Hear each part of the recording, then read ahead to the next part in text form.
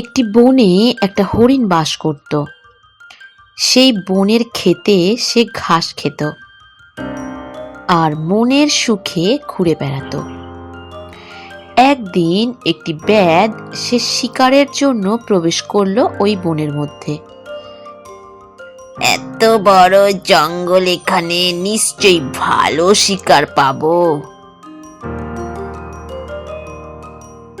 বলতে বলতেই সে দেখতে পেল হরিণটিকে। বাহ, এ তো দেখছি একটি হরিণ, মনের মতো শিকার, এই বলে সে হরিণের পিছু ধাওয়া করল।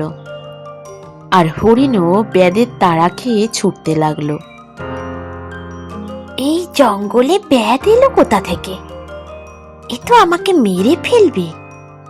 সে ছুটতে ছুটতে পাশের এক আঙুরের ক্ষেত পেয়ে তার মধ্যে লুকিয়ে পড়ল। হরিণ ভাবল, লতা পাতার আড়ালে নিশ্চয়ই আমাকে দেখা যাচ্ছে না, তাহলে ব্যাধও আমাকে দেখতে পাবে না।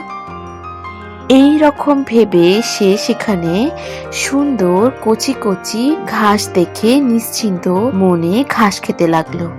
কিছুক্ষণ বাদে ব্যাধটি ওই ক্ষেতের পাশ দিয়ে যাচ্ছিল। যেতে যেতে পাতা খাওয়ার শব্দ শুনতে পেল। মনে হচ্ছে হরিণটি ওই লতা পাতার আড়ালেই লুকিয়ে আছে, এই বলে সে সেই দিকে তীর ছুঁড়ল। আর সেই তীরের ঘায়েই হরিণ মারা গেল।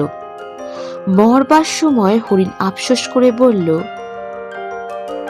যারা আমাকে আশ্রয় দিয়েছিল, লুকিয়ে রেখেছিল, আমি কিনা এমনই অকৃতজ্ঞ যে তাদেরই ক্ষতি করতে শুরু করেছিলাম, আর তাই তো হাতে হাতে এই প্রতিফল পেয়ে গেলাম।